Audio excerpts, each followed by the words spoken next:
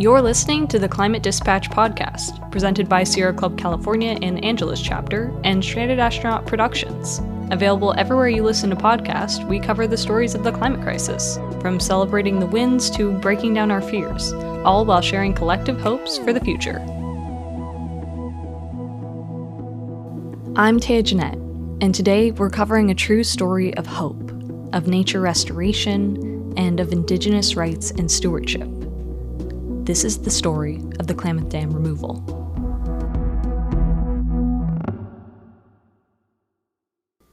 It's Earth Day tomorrow, a day built on caring for the planet.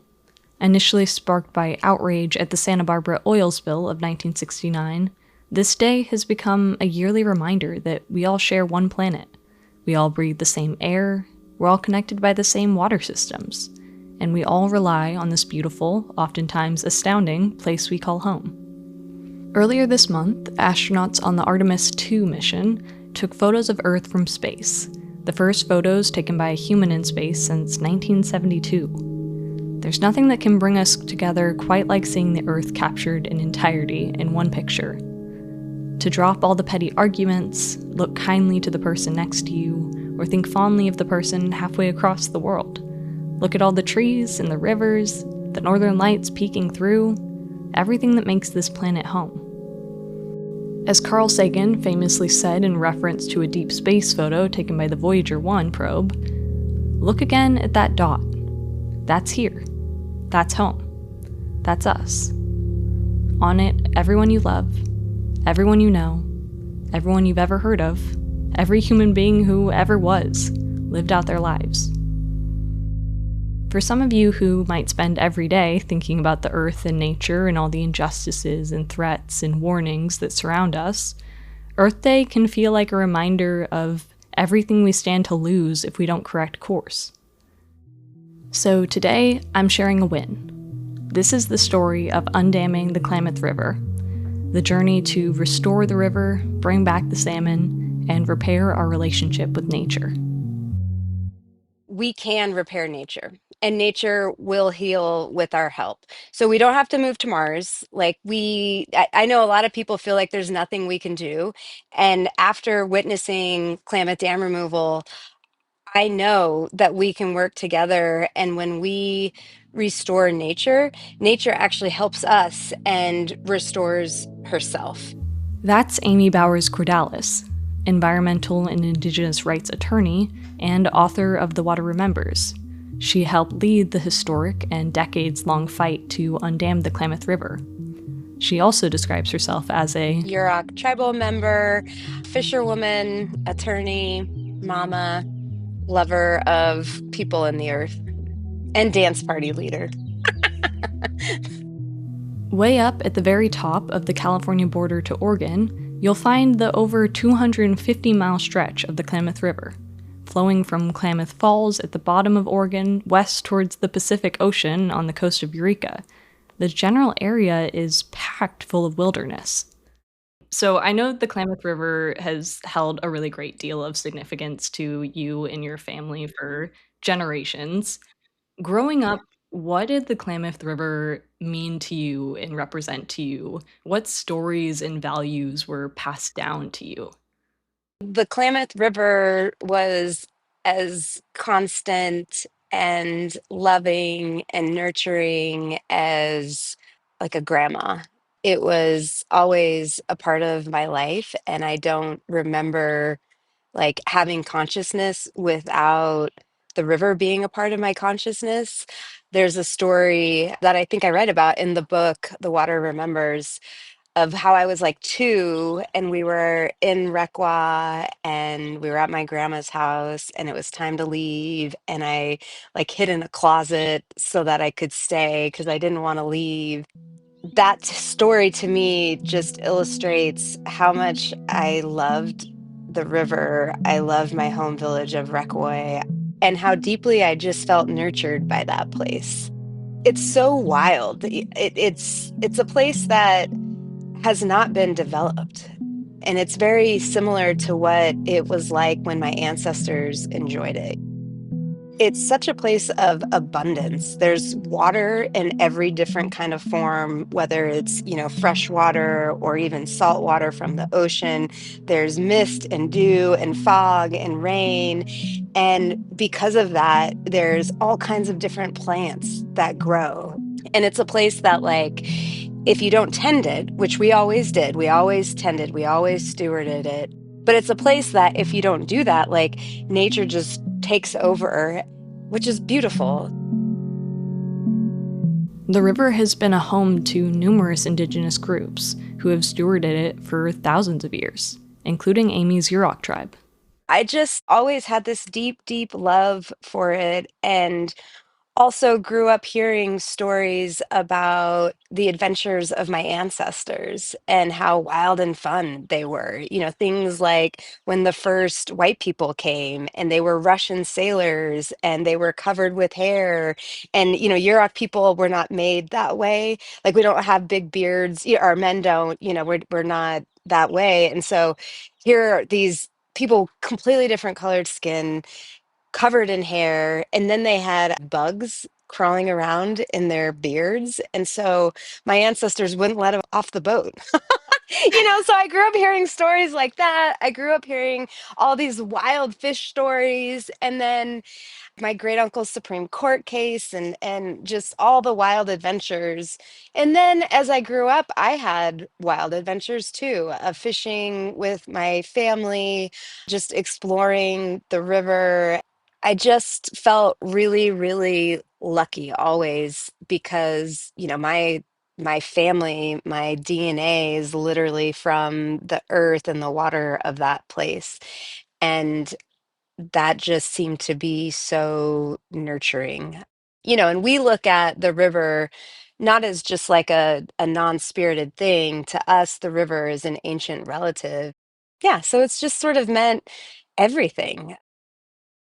I love the understanding of nature as a relative. I think that's something that we can absolutely learn from indigenous wisdom and just the way that we can tend to the land, not as something to use as a resource or Yeah, to conquest, but yeah. to care for and see as, our own grandparents. I, in part, wrote The Water Remembers and started with the tribe's creation story, which really sets the foundation for our relationship with the natural world, and also gives a set of instructions about how humans are supposed to live on Earth. And we're supposed to be in balance with the natural world, and we're supposed to tend it and steward it. And think about how contrary that is to some of the origins of, like, the conservation movement, right? Like, this idea of humans are separate from nature. And even Mhm. when, settlers came to this country, they found this, like, beautiful, pristine place, and they assumed that, oh, humans haven't interacted at all. And that's why it's so beautiful and pristine. And that wasn't the case at all. It wasn't just Yurok people tending the earth. Like, all over what is now the United States, there were indigenous peoples who were tending nature, and so when the settlers came and they saw that, what they saw was a result of thousands of years of indigenous stewardship. And we haven't really, like, we're just getting to a place now where I think the larger world is sort of, it's like you just said, the power of indigenous knowledge and stewardship is rising and being respected. When we as humans accept our responsibilities to nature to live in balance with it, we can use our traditional knowledge, our indigenous wisdom, but also our modern law and policy, our modern science, and business principles to create change and to, like, heal the earth and heal ecosystems, and that it's all possible. The Yurok tribe creation story that Amy writes about in her book goes something like this. Essentially, what happened, and this is how it's been passed down for generations, is in the very beginning, there were spirits who were lonely in the universe, and they were shapeless, and they were sort of just floating around, and finally they found the creator, and they told the creator, "We're lonely, will you help us?" And the creator said, "I will make a place for you to all be together on one condition, that you steward it and that you take care of it." And so all those spirits came down to the earth after the creator made, the land, the core of the earth, and then the water, and those spirits came down and they became different things. Some of them became humans, some of them became sacred sites. Like we have several prayer rocks or sacred sites in Yurok. And so the spirits came and they accepted that responsibility of stewarding, of living in balance. And what that meant was not taking more than what you needed from nature to survive. Back in the day, there wasn't a Whole Foods or Albertsons to go to and get your food. You were completely dependent upon whatever nature provided. And because of that, and because of those original instructions of living in balance, there became a deep respect for each creature. For us, one of our primary first foods is salmon. And so we had this deep respect for the salmon because every year they came back at the same time and we could rely on them to feed our families. But we also knew that if we took too much, so if we harvested all the salmon at the mouth of the river, then none of them would get to spawning grounds, and none of those salmon would be available for the many indigenous nations up the river. As Yurok people, and I think this is safe to say for indigenous people along the Klamath Basin, we would never dam a river. That you would not do that because you knew if you were doing that you were hurting yourself directly because the river was our lifeblood, and to dam it would mean that you were harming it, and so you would never do that.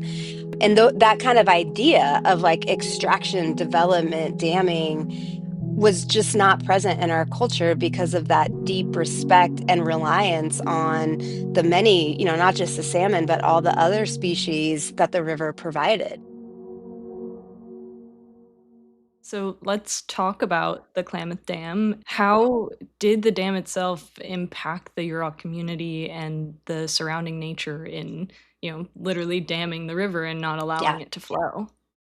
So Aboriginal times, there were Indian people all along the Klamath River. About 1910, over 90% of California's indigenous population had been slaughtered through a state endorsed genocide. And then, like once the Indians were removed, they set to extracting all of the Klamath's really abundant natural resources. So there was, of course, gold mining, there was logging, and there was a massive reclamation project built at the top of the basin, which converted about 200,000 acres of wetlands into agricultural lands and redid the piping of the Klamath. And then there were the dams, and there were four dams built in the middle of the Klamath River without fish passage. The four Klamath River dams were built between 1911 and 1962, primarily for the purpose of producing hydropower to support a growing region around the Klamath. This construction was part of a larger industrial development time period in the United States, which pushed dams as an infrastructure solution to flooding and energy needs. This time period pushed the need for power. And where there's water, there's power. Where there's water for flood control and water for navigation, there's water for power. Power for the farmers of the valley, cut off for years from the advantages of urban life. Power for the villages and cities and factories of the valley. Power enough to make the river work. Today, the U.S. has over 91,000 dams across the nation. These sites have become permanent architectural fixtures on the landscape, landmarks to demonstrate the power of human innovation, status symbols of American industrialization. Nature created Niagara Falls truly a beautiful spectacle. But even more magnificent is the largest man-made structure on Earth, Boulder Dam, eloquent testimony to the vision of our country. For this tremendous work will make the desert to blossom like the rose, creating garden spots where once was trackless waste. Dams were sold as solutions better than nature could ever come up with. They were ways to power isolated areas renewably, divert water to areas in need, and protect communities from flooding and erosion. But in building these concrete structures, particularly with the Klamath dams, a balance was lost with nature. The Klamath historically was the third largest salmon producing river in the whole, lower continental US. And about between 1913 and 1964, they built four dams mid Klamath River without spawning habitat. Like, what the dams did was completely block salmon from accessing over 400 miles of spawning habitat in the mid and upper Klamath Basin that they had historically had access to. Also, the dams blocked cold water springs from getting that cold water through the whole river. So the other thing that would happen is that the natural sediment that would otherwise flow down the river in a healthy river was blocked behind those dams. Then they, pooled in those reservoirs, and then there was agricultural runoff and chemicals that would go into that water. The water temperatures would rise, and then you would have annual toxic blue-green algae blooms that would explode and then spread down the whole river, polluting it. And as a result, what happened was that beginning in like probably 2010s, we consistently had really high fish disease rates that usually, like, if the fish got infected, it would die. And it just essentially, the whole thing just polluted the river to a point of ecological collapse. In 2002, the Klamath River experienced the largest fish kill in the history of the western United States. Mismanagement by VP Dick Cheney, which he was later investigated for during this time, allowed extremely low water flows, with water being diverted for agricultural purposes. These conditions allowed deadly disease to spread, effectively killing an entire generation of Chinook salmon. But it's somewhere between like 40,000 to 70,000 adult salmon died, all within the bounds of the Yurok Reservation on the lower Klamath River. And, that was really a turning point for so many people. In this instant, it felt like there really was a breaking point for nature, that it's like if you push it so far, you're going to have some kind of massive mortality event. Was that a moment for you where, you had grown up knowing that the dam was not respecting nature, that the river was sick, but that was a moment of, we have to do something about this. It's a point of no return. Let's figure out how to undam the Klamath? Absolutely. 100%. Yeah. And it was a wild moment for me because I was working for tribal fisheries for a summer internship the year that the fish kill happened, and I was in college still and observing the dead salmon, and it looked like a war zone. It smelled like a war zone, and you felt so helpless because nothing like that had ever happened in Yurok's history. We've been there since time immemorial, and there had never been a story of like, yeah, there was this massive fish kill. We also knew the river was also super unhealthy, but you felt like there was nothing you could do about it. It's interesting how the world works because almost in that exact moment of feeling like that, it was like my great grandma who had passed away, decades before. It was like her spirit just moved through me and was like, it's your turn to fight. And she was a woman, she was born in 1904, died in 1986, and she had fought for her culture her whole life. It was like a continuation of the family's fight to preserve our way of life and to preserve the river and our salmon. And so in that moment, my next thought was like, oh, I'm going to go to law school to try to prevent this from ever happening again. And I'll never know why it was law.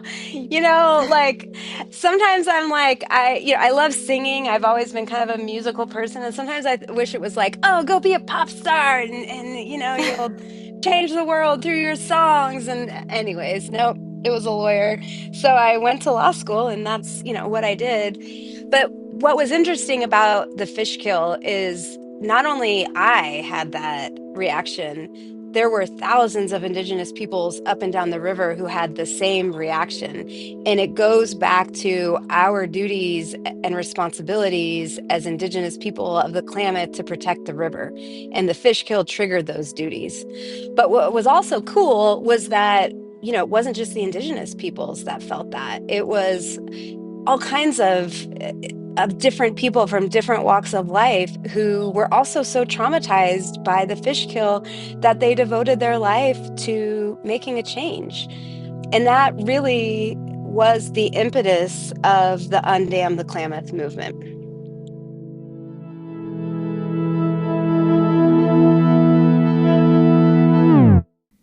If you care about climate change, you've probably closed a tab on an article about record temperatures or disappearing ice sheets and thought, okay, but what can I actually do? You're not alone. The Most Important Question podcast aims to help you find the answer. Every week, host Quinn Emmett sits down with scientists, researchers, journalists, activists, educators, and policymakers working on the world's biggest problems, and finds out what it's really going to take from all of us to solve them. It's for people who aren't satisfied with simply understanding the problem. They want to understand the path forward. Listen and subscribe to The Most Important Question wherever you get your podcast. I think you'll love it.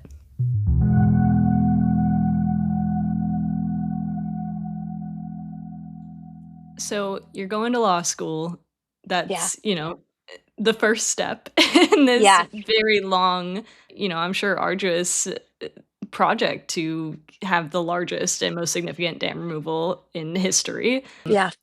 It certainly didn't happen overnight.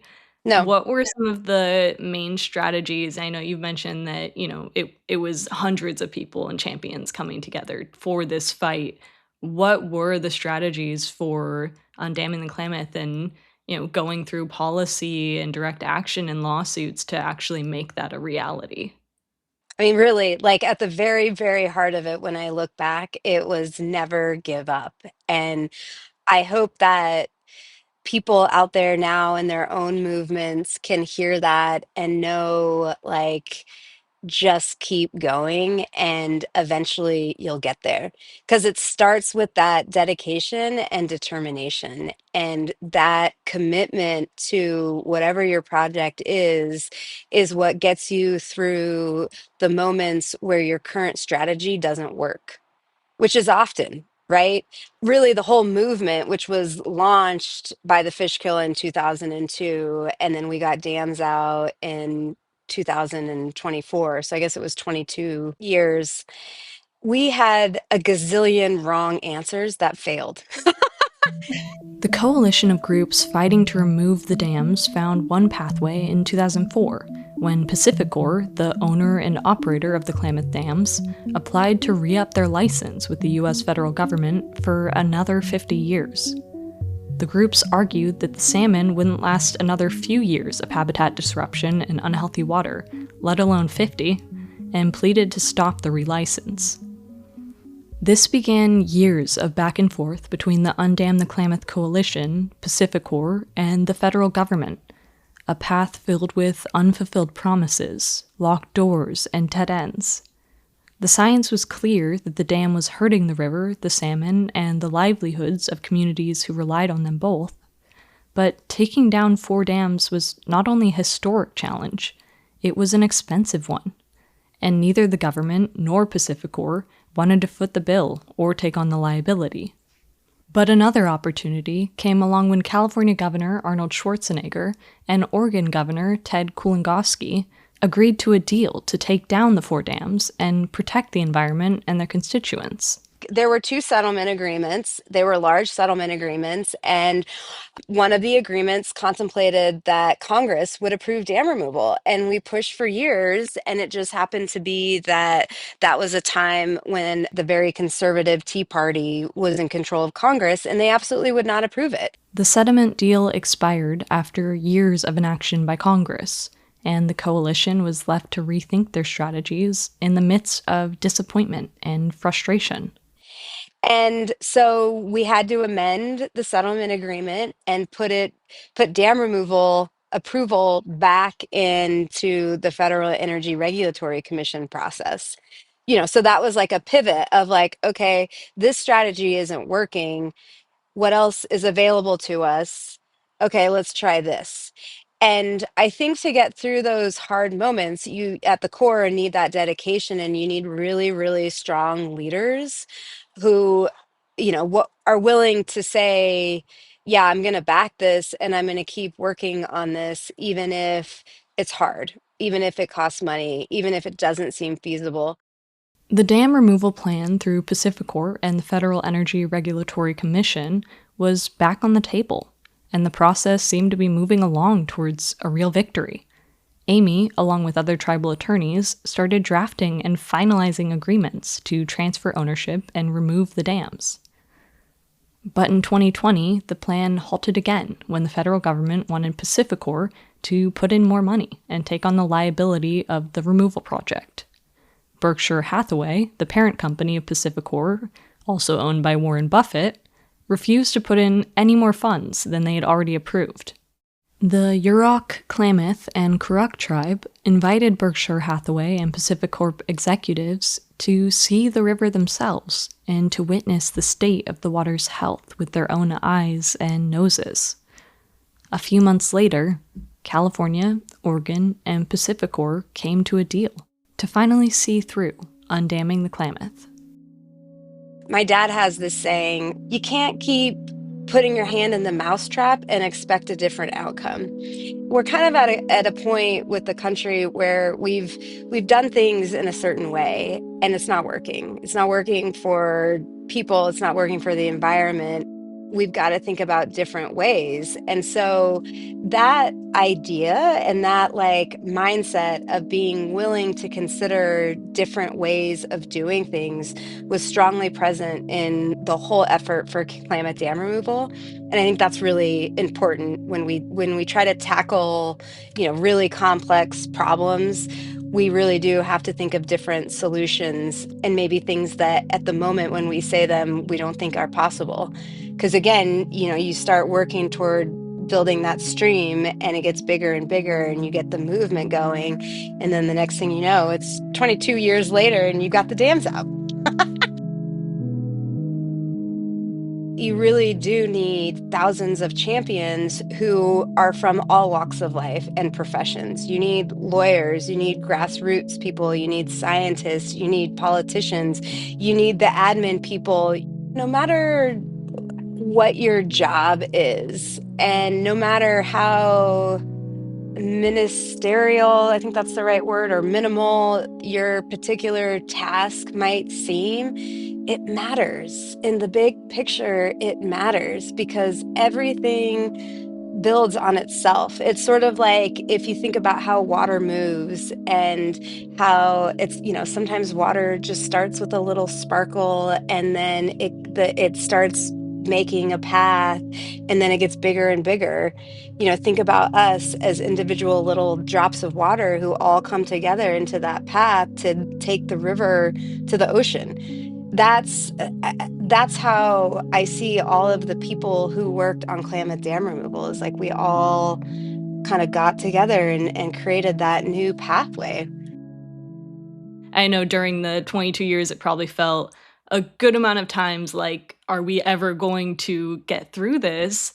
Yeah. Was there a moment where you kind of realized or felt or were able to breathe a sigh of relief of, we might actually win this? It wasn't until 2023 where the construction crews were all there set up and they were going to start dam removal. And that honestly was the moment where I was like, whoa, okay, this might actually happen. And not that I didn't believe, because I did believe, but I also knew it was epic. It wasn't until that moment where like there were hundreds of people in the crews to do the decommissioning and everything was set up and I saw it with my own eyes. This story to me is just, it's such a beautiful example of just because we've done something a certain way for decades or even centuries, it does not mean that we have to continue doing it that way forever, Yeah. especially when we're looking at the industrial period that has been extremely Yeah. destructive to nature and to, the planet with emissions. So what do you think that we can kind of learn from this years-long campaign and eventual success to reframe how we live on a healthy planet and take the necessary steps to repairing our own relationship with nature? What we're seeing on the Klamath is remarkable. 3 days after the lowest dam was removed, salmon zoomed past it and went into historical spawning grounds they hadn't been in 100 years. And then this year, they came back 30% stronger and they went further into that 400 miles of spawning habitat that they hadn't been. And now, just recently, like probably 2 weeks ago now, salmon babies are being born in that area behind the former dams, and they're going down the river, and so the life cycle has started, and the river itself is cleaner and colder and fiercer. Like, it's just stronger than I have ever known it to be. It smells sweet. And then they're revegetating like 1,600 square miles around the former project area. They've planted 20 billion native seeds, and they're building, ecosystems. And these ecosystems are carbon sinks. Like, they have the ability in the future. We just got a great report out. Those forests have the capacity to collect 800,000 tons of carbon. Like, amazing, right? And by draining those reservoirs, we've reduced emissions equivalent to, I think, 64,000 cars being on the road every year. So it's like this beautiful mix of a climate solution, restoring ecosystems, restoring tribal cultures, and then also just restoring all of the different kinds of lifeways that are dependent upon the river. It's not just the salmon returning to the river. A way of life has been restored with this undamming. You may have seen a story in the news last year about a group of indigenous youth kayaking the length of the newly undammed Klamath River. For the first time in 100 years, the river flowed freely in its entirety, and the kayak expedition could paddle all 310 miles all the way to the Pacific Ocean.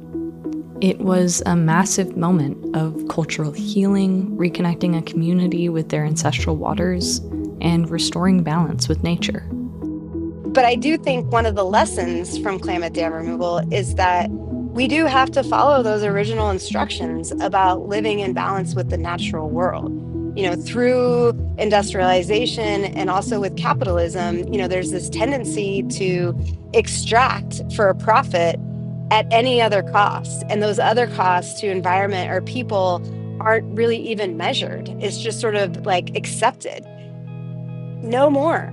No more. Like, we cannot do that anymore. I think it's the model of a regenerative economy where we say, all right, we're going to value nature. We're going to value indigenous rights. We're going to value our own human rights. That's the other thing, our own human rights to like a clean environment and water. We're going to work throughout the globe to restore these ecosystems. So I think that's the future. That's how we pull ourselves out of the climate crisis and continue life on Earth. What individuals do with their life force really matters. And so whatever people are working on, it makes a difference. And however they are working on it makes a difference. So keep going. Know that the darkest hour is just before dawn, and the sun and the light will come back, and, we can all be here in the present and feel good and empowered. At the end of our call, I put Amy on the spot, asking if she might agree to lead us in a guided meditation to help us feel present and good and empowered and connected, even virtually. Okay, yeah, I got this. The purpose of this meditation is to expand our beliefs and conscious understandings of what is possible, what we can accomplish together, and what we can imagine for a future built on healing and balance. Okay, so I guess what I would ask our listeners to do is to really kind of find a space, and this will probably be like 3 minutes. So lock yourself in the bathroom if you need to, but find a space where you feel really comfortable. And maybe you're outside or not, but commit to taking 2 to 3 minutes of focusing on this. I want you guys to put your hand over your heart. Maybe you put your hand over your tummy and you just kind of connect with yourself and sort of just feel what's in your body. Take a big, deep breath in and out. Okay. All right. Now that we're grounded, we will picture ourselves on the Klamath River. And if you haven't been there, it's a big, big, beautiful river with a lot of water in it most of the time. And there's green, deep, sort of lush vegetation around it. At the lower part of the river, there's a lot of redwoods and evergreen trees. Usually it's a little foggy, but there's always kind of a nice breeze. And now it smells really sweet. So maybe you're in a boat, maybe you're on the shore, maybe you're in the water looking for salmon or other fish. But just be comfortable and just know you have nothing to do, just to witness. And let me tell you a story. In Yurok, there's a myth. The sun and the moon are lovers, and the dawn is their favorite time of day because they are together in the sky. And the day is their baby. It's a present to us, and that's why it's called the present. And we must be thankful for the present to honor the sun and the moon and the power of love. And we will forgive the past by giving up the hope that the past could have been different. We will let go of the burden of the past. And this allows space in our hearts and our minds for new energy and ideas that lead to a new future. And in this new space, I want all of us to be present, full of gratitude for the opportunity to work together and consider how we will collectively renew the world using every tool we have available. We will believe in ourselves as individuals and collectively to solve the most pressing environmental challenges of our time, because we are beginning to see world renewal on the Klamath, and we know it's possible. We believe in ourselves. We believe in the power of nature to restore. We believe the balance can be renewed. Big breath in and big breath out. All right. Our minds are clear of the past, and we're ready to create a new, balanced future. Walk Lao. Thank you. That was amazing. Thank you. I Thank feel you. ready to start the day. Yay! I'm Woo! calm, I empowered. love it. Yes, that's how it should be. That's how we should feel. That's what humans are. That's how humans are supposed to feel.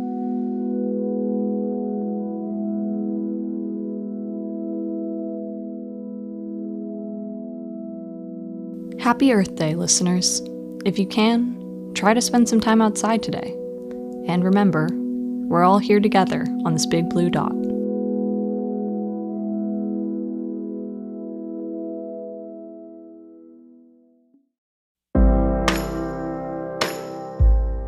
And now, here's Someday by Emily Afton.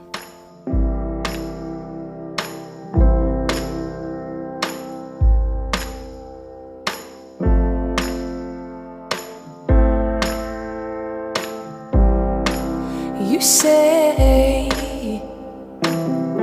we all die someday. I fall down the rabbit hole. I pray that my skin feels like paper, so I can remember that I will do gray, disintegrate, gray, gray, someday, someday, day, day, day, day, someday, day, day, day, someday, day, day, day, day, someday, day, day, day. I told lies, made my mother cry. I took the bait that was poisonous inside. I hope it doesn't crystallize over me as I get older. Please, please don't forget the light I'll trade someday, someday, day, day, day, day, someday, day, day, day, someday, day, day, day, day, someday, day, day, day. Who are you to fall in love with life? Who are you not to? Who are you to fall in love with life? Who are you not to? Who are you to pay the price for your life? Who are you not to? Who can choose to not return back to this life?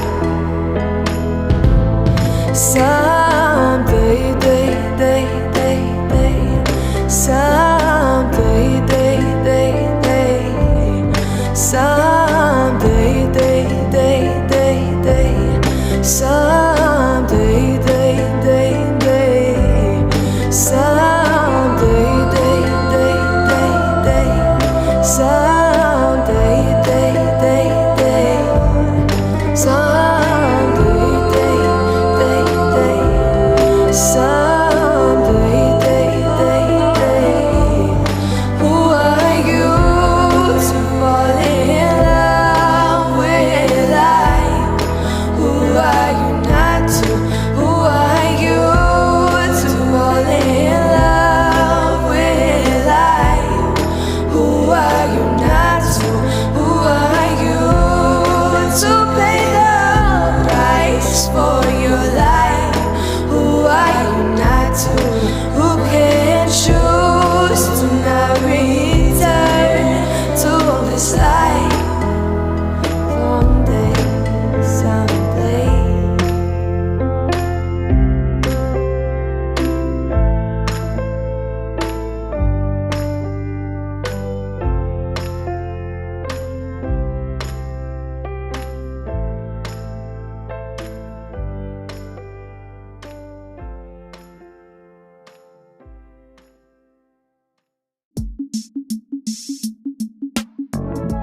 Hi, it's Megan from the Sierra Club Angeles chapter. If this episode moved you, I'm here to invite you to turn that energy into action.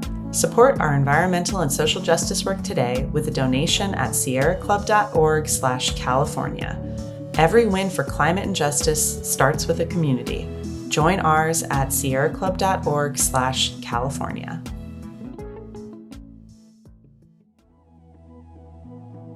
The Climate Dispatch is a podcast by Stranded Astronaut Productions and Sierra Club California and Angeles chapter. Produced by myself, Tay Jeanette, and Megan Spatz. Audio engineering and editing by Maxfield Biggs, and original theme music and score by Phil Hamilton. This episode sourced archival audio from the 1938 documentary The River and 1940 propaganda film Land of the Free, courtesy of the Library of Congress.